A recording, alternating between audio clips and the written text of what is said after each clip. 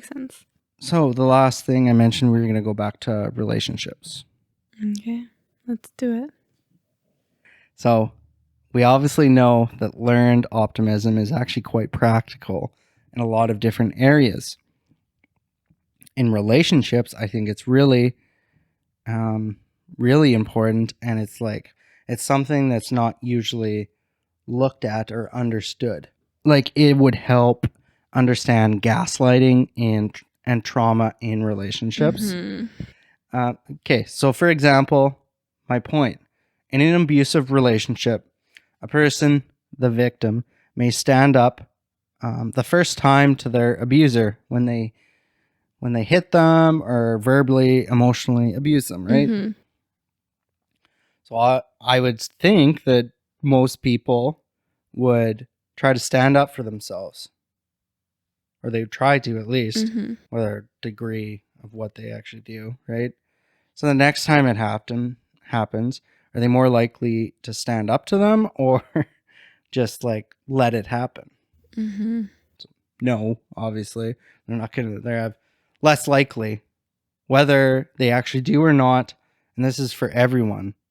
It's kind of like your chances of being successful are way lower automatically. Well, it's just learned helplessness, right? That even if you stood up for yourself and it had brought no positive contribution or positive change, then you're gonna get used to that negativity, unfortunately. Yes. And I can understand, obviously, to some extent I have experienced this, but it's hard to be optimistic about things. We talked about one of the key characteristics of an optimist is compartmentalizing negative thoughts. So it's pretty hard to feel when you can't stand up to that person. It's hard to have confidence in other areas of your life. But part of like being gaslit and like understanding your trauma and stuff is kind of compartmentalizing that and realizing I can do this, right? Yeah, absolutely. And I guess that starts with using your ABCDE. I can also, in a less extreme example, I was thinking of sports teams. So sports teams can be very extreme. Yeah, I guess they could be, yes. I was thinking learned helplessness is a team that loses two matches before going into the final game of the tournament. It's a lot harder to win that last game when you've lost those 2 ones before. And I think that's where the winners and the losers are separated. Yeah. Interesting. Okay, that just made me think of in relation to sports. So Julian and I both grew up playing volleyball. And it just makes me think of, there's 3 sets in a match. But you only go to the third set if if both teams have won one of the first 2 sets.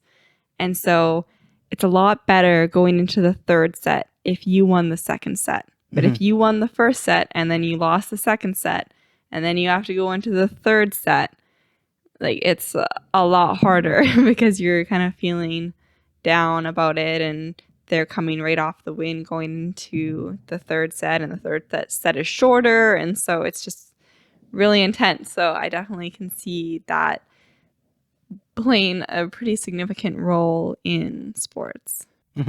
Well, and from what I've coached, like at Lakeland, the U16 wrestlers, from a coach's perspective, I thought it was more impressive to see my team lose some matches and then win one when you can clearly see that they are discouraged and they brought themselves together. For sure. So you can see that. You can see that turning point. It's like, yes, I actually did something. And I think that's your job as a coach, is to motivate them or lead them towards having optimism, right? And I guess the other side of the coin too, you have teams that go on runs, right? So like that's the team, that's the winners, right? Is that they have complete optimism and they just keep winning because they believe it, right? Well, they have complete optimism. And then also people then going against them, go into the game feeling like, what's even the point of this game? Like, they're the winner. We know they're the league champions. They haven't lost in, 2 years or something. Yeah. So there's really that mindset at play for both teams in those circumstances. Well, that's why I think it's a challenge in itself. I really like sports for that reason. Is it not for the physical side of it, but the mental side? Is it really trains your mind to not be pessimistic when you're facing challenges.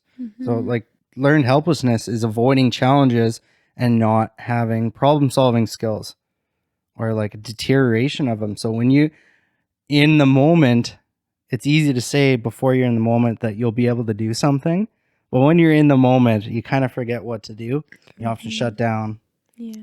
So practicing that and practice overcoming that really helps you, I think. Yeah, I definitely agree with you. But that's all we have for today. Okay, well, feels like we covered a